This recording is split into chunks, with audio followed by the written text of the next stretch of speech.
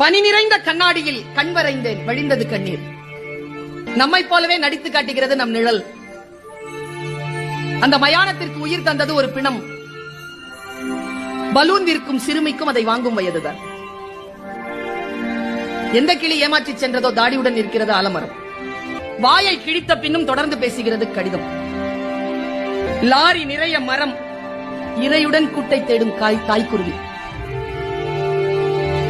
காற்றுக்கு சலிப்பதே இல்லை, ஒரே புத்தகத்தை 1000 முறை புரட்டுகிறது. இலையின் நடனம், அதே காற்று, இலையின் மரணம். சரிந்த மேம்பாலம், இடிபாடுகளுக்கு இடையில் சிக்கியது ஊழல். மணல் விற்கும் திருடனுக்கும் தேவைப்படுகிறது அவன் அஸ்தியை கரைக்க ஒரு ஆறு.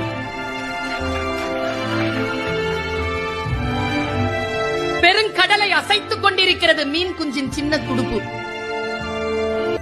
காக்கை கூட்டில் காத்திருக்கும் இசை, குயில் முட்டை. பூதாங்குழல் இசைக்கிறாள் அம்மா, நடனமாடுகிறது நெருப்பு. வறுமையால் படிப்பை பாதியோடு நிறுத்திவிட்டனர் எதிர்விட்டு லட்சுமியும் சரஸ்வதியும். குபேர மூலையின் சுவர் முழுக்க கடன் கணக்கு. யானைக்கு இனித்தது போலவே எறும்புக்கும் இனிக்கின்றன கரும்புகள். குழியில் விழுந்த யானை ஏறி செல்லும் எறும்பை வியப்புடன் பார்க்கிறது. படத்தில் இருந்தாலும் ஆணி அடித்தே மாட்டப்படுகிறார் சிலுவையில் இயேசு. விழுந்த பிறகும் பறந்து பார்க்கிறது பறவையின் இறகு. புகைப்படக்காரரை அசையாமல் நிற்க வைத்தது மலையருவி.